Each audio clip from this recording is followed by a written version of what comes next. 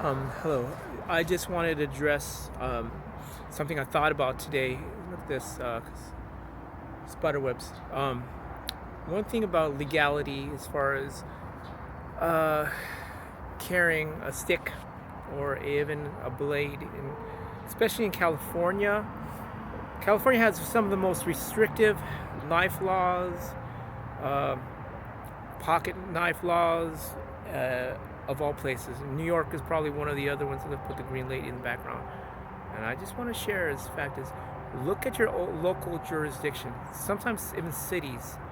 It's not just a state, but what city you're in California, uh, can be a big difference. Some definitely there are certain knives that in California you can't carry. They're as far as the stick goes, I've had friends of mine and instructors and grandmasters tell me, "Hey, you have a stick. It's just a stick. If someone sees you defending yourself with a stick, you just say it's got a tree limb. That's what it is." It goes into complications when you have a stick that's covered in electrical tape or duct tape. That's no longer just a tree limb defending yourself with. That becomes something else. That's why my family system, we had improvised weapons. One thing my grandpa in Dan Inosanto's book, he showed himself with a pair of his church shoes, dress shoes. Yeah, at the end of the day, we are responsible for our own self-preservation. Situation where it's always key. But you always have to be mindful of if you do carry a knife or you carry a stick even in your car. I started carrying a tire knocker, because people could say, "Well, you got that Escrima stick." I'm not trying to hurt nobody, but what I'm trying to do is knock my tires, make sure the tire pressure is okay. But I will tell you though, look in your own jurisdiction, what city you're in. California is very, very tough on knife carry. As far as pocket knives go, in my city, nothing over 3 inches for a pocket knife. For fixed blade, open carry, I believe there's no restrictions.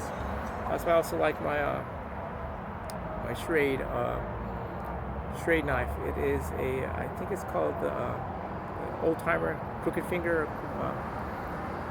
But that's a blade that I've been carrying a lot lately too. Some of the other blades I carry are the what is it called? My Gerber flat iron, which you've probably seen a couple of videos on. I love that. That may be over 3 inches, but it looks like a cleaver. So it's a pocket cleaver. That's what they call it. And the other one I carry is my Gerber dime. Yeah, I like Gerber because it's cheap and you get them at Walmart. Some people don't like Walmart because of quality. But I've been going to Walmart to get a lot of my blades because a lot of people say, "Where'd you get that blade at? Is that illegal?" Someone told me that. I said, "Well, I got it at Walmart." "Oh, okay. You got it at Walmart, so you're okay." As far as other things, improvised weapons. You can make a weapon out of anything. You can make a weapon out of a buddy of mine that I go to church with years ago. He told me you could make a weapon when he was locked up in Folsom out of tissue paper, toilet paper. Mark that up with bodily fluids, just put that way. Let it dry to almost like an ice pick. You can use boogers, your earwax, other bodily fluids, tears. Dry it out, let it dry out, and that can be used as a shiv if need be. More commonly, you'll just learn empty hand techniques as well. I'll stress that as far as blade restrictions, as far as not sticks, my mother used to say this is just from a repetition on Escrima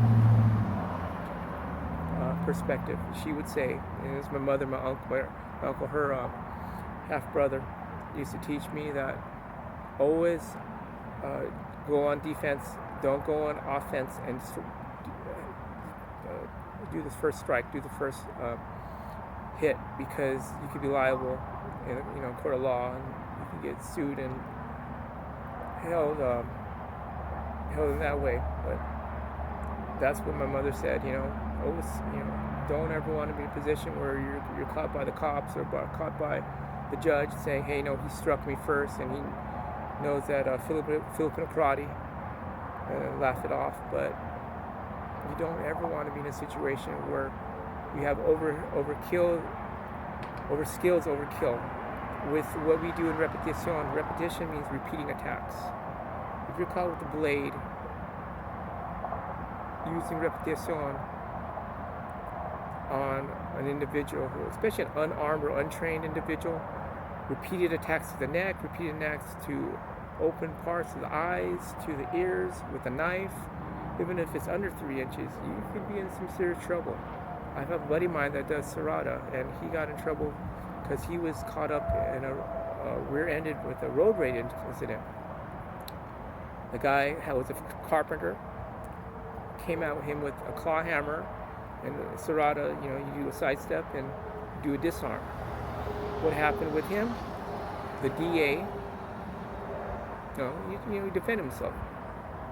The DA, I believe it's the DA, came at him with all the YouTube videos, all his social media videos that were online, showcasing him doing martial arts moves to his students, using that as leverage to try to get him put in jail for a long time. And he had a good lawyer, so he got out, so he was protected, But I will stress the fact is, just be mindful of what city you're in and what are the knife laws for your particular jurisdiction, your county. Because if not, you can get into serious trouble, even with the stick, even with the improvised weapon.